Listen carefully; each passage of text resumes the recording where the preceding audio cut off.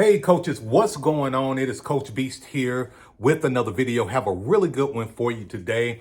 We're going to talk about O-line play, offensive line play. And I'm here to tell you, if you're serious about winning a championship, right?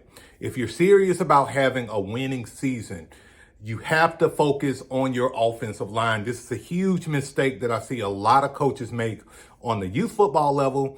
As a matter of fact, I see this mistake happen all the way up to the pro level. And we're going to dive into why is it so important to have a great offensive line and how having a robust offensive line will help you have a winning season, dominate games, and inevitably win yourself a championship. All right. Before we get into this video, do me a solid, hit that like button, subscribe to the channel if you haven't already. Also got some great news for you. All of my playbooks are available in the description box below. And I also have the Maryland I Formation playbook that's going to be dropping really soon. And also, if you want to get all of those playbooks for the price of one, I encourage you to join the Beast Out You Coaches Brotherhood, where I have all of my resources in there, including group coaching from yours truly. So if you've been wanting to talk to me, you had questions, you want to get more in-depth insider knowledge, coaching knowledge from me, you definitely want to join the Brotherhood, all right? And all that information is in the description box. All right, so let's get into this video. And again, I'm here to tell you, I've been coaching for a long time, okay? Coming on, this is my 16th year, right? And what that does, that experience does, is it allows me to collect a lot of data from teams that I played against, from my teams to, teams that we all watch on the pro level, collegiate level, high school level, so on and so forth. And I'm here to tell you, every good team that I've seen has a really good offensive line, okay? Even on the youth level, every team that I've had, every team I've coached where we've had phenomenal seasons, won championships, or just had, winning records, my offensive lines have been like lights out, been the best part of my offense, right? So, I'm going to show you, I'm going to give you 5 ways you can improve your offensive line play that's going to really kind of change the dynamic of your football program. And you probably played against teams that, you may have lost against, won against, it don't matter. But the good teams have offensive lines that will blow you off the ball, and you have to play your best game to beat them. So let's get into this video. So the first thing that I really want you to focus on before you do anything with your squad, right, is I want you to focus on your mindset as a coach, all right? You have to focus on your mindset. What I mean by that is, when I first started coaching, my mindset was, man, I want to have a good running game. I want to have a really good quarterback. If I got a good running game, really good, a stud running back, a stud quarterback, oh, we're going to win all these games. But guess what? When you got that mindset and you don't put a focus in on blocking and a focus in on your offensive line, guess what? That quarterback and running back, they're not going to be able to do what they want to do at a maximum level, right? It's really easy when you got an offensive line that's creating the running lanes and pushing players off the ball. Your best players, your studs, they're able to really do what they do well with running the ball or your quarterback passing the ball. It's difficult when you got a good quarterback, good wide receivers, good running back, good skill guys, right?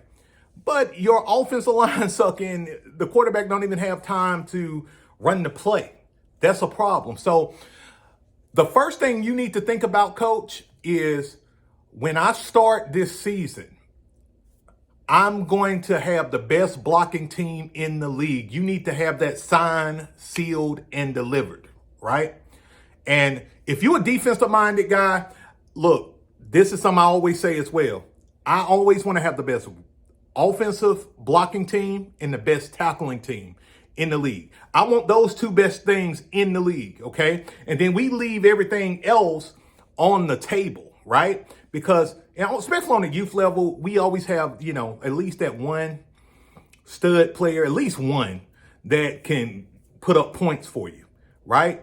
But if you can focus on saying, okay, I want everybody from my biggest guys to my smallest guys, from my super talented blockers to my developmental players, I want all of them to be on the same page with blocking. It's going to take your team to the next level, especially on the offensive side of the ball, okay?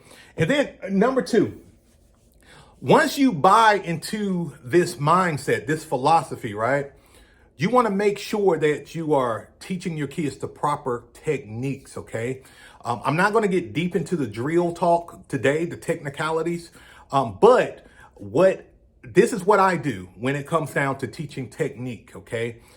I want to teach my kids the basics, okay? Of course, basic three-point stance, all of that stuff, but I want to teach them how to step off the ball.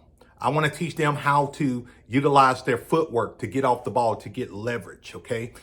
I hit on that all summer. I hit on that all fall, okay? It gets programmed in their mind that, okay, I know where to put my hands. I know how to step off the ball. I know what I'm looking at. I know who I need to block, how I need to block them, okay? So you need to be like almost like a supercomputer, okay, in programming that into your players. Simplicity wins game. I got a philosophy that I live by. The philosophy is master simplicity. Okay, I'm gonna say it again.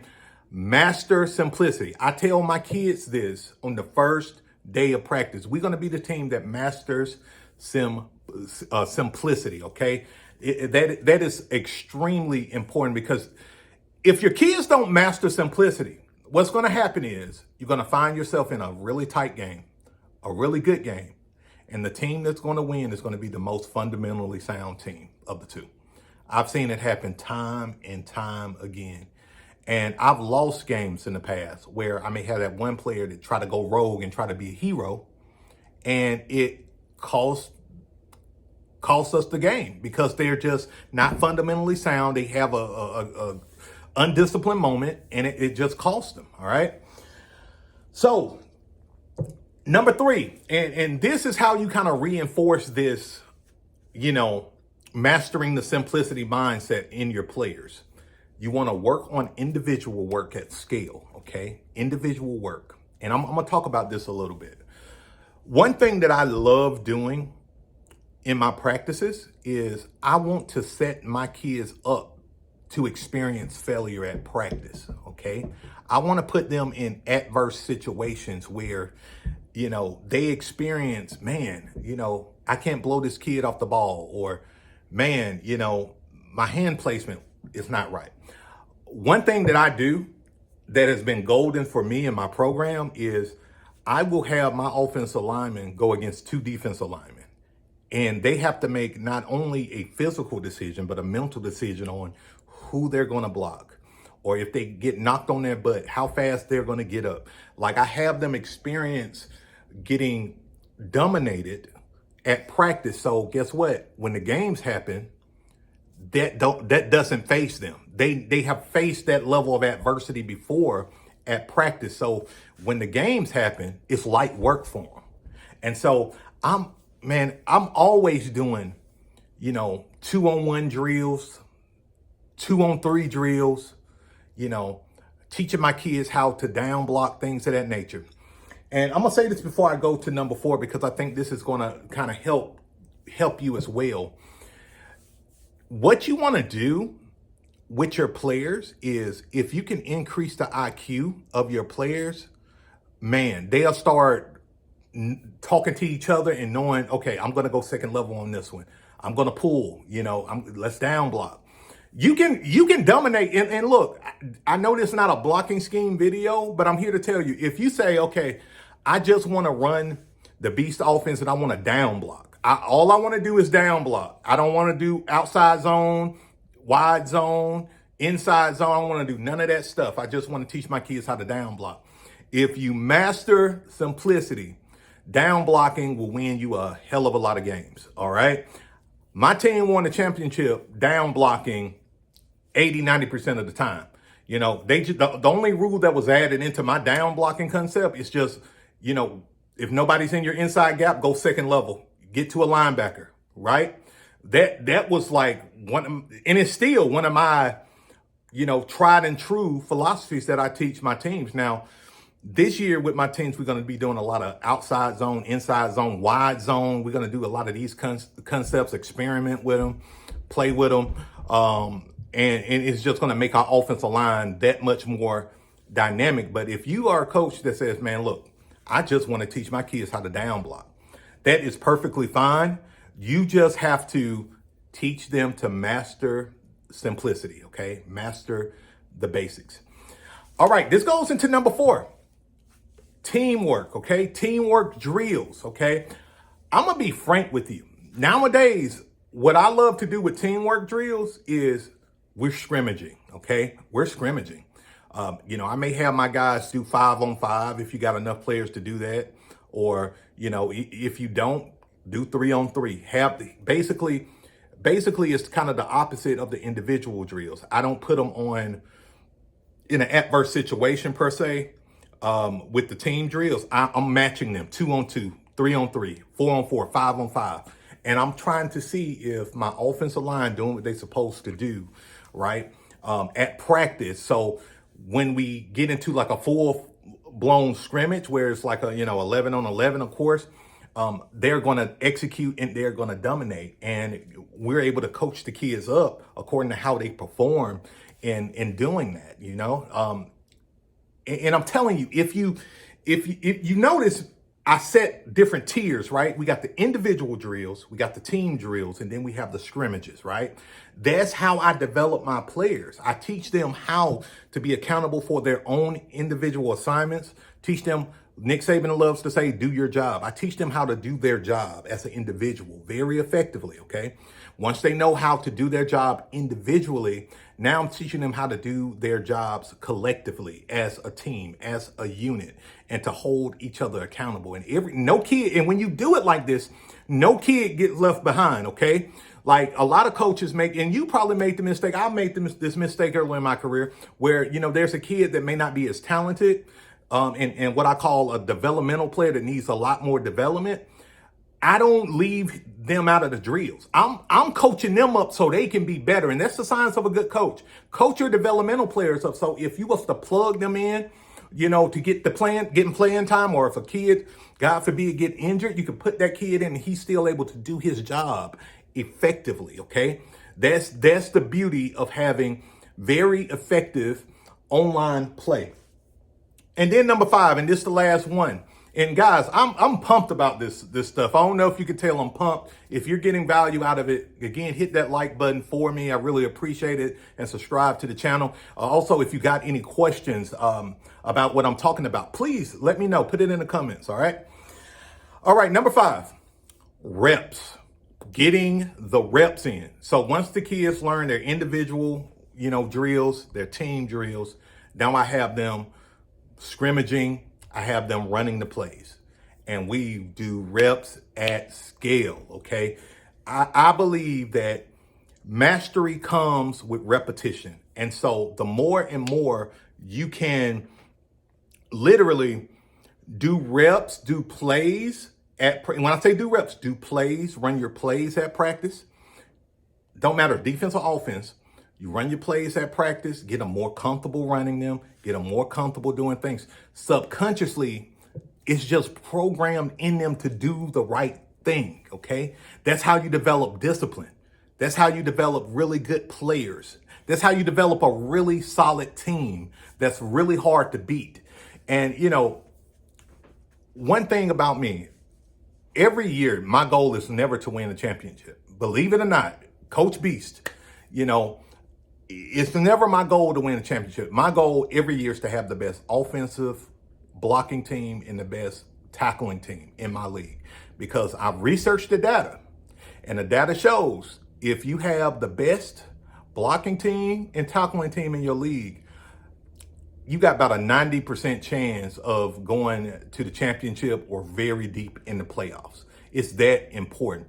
Yeah, it's cool to have a really good quarterback and really good running back. I love my running backs, right? I love my quarterbacks, and you need that, right, as well. But it becomes really easy. And let me make it simple. Having a good O-line is the difference between winning a game by 30 points, 35 points, and just winning the game by a touchdown, or by an extra point. It's that damn important. A good offensive line will allow you to score at will, put up 35 points in the first quarter or second quarter, opposed to putting up 35 points in the entire game. So my advice to you, my bottom line, no BS advice to you, coach, is to focus on your offensive line, focus on blocking, put an emphasis on blocking, focus on individual workouts, team workouts, scrimmaging and putting in the reps. And I can guarantee you, you're going to have an amazing team. You're going to have an amazing season on the offensive side of the ball. As long as you are staying consistent with your boys, holding them accountable, don't let them get away with improper technique, bad footwork, bad hand placement. Teach them the right way from day one of practice, and you're going to have a good season. All right, coach, that's it for this video. Again, if you got value out of the video, like, subscribe to the channel. Also, again, if you're interested in any of the playbooks, they're going to be down in the description box below. You can get any of the playbooks. What I would recommend is joining the Coaches Brotherhood. All of the playbooks are in there for free. You join the Brotherhood, you basically get all of my playbooks and the new ones that's dropping for the price of just one playbook. So I would encourage you to join the Brotherhood instead of just getting the playbooks, because you not only get all the playbooks I already have, but you also get the coaching that I like to jump on and do group coaching every week or every other week in the Brotherhood. All right, coach, that's it. Remember, I want you to be great, have fun, and beast out. Peace.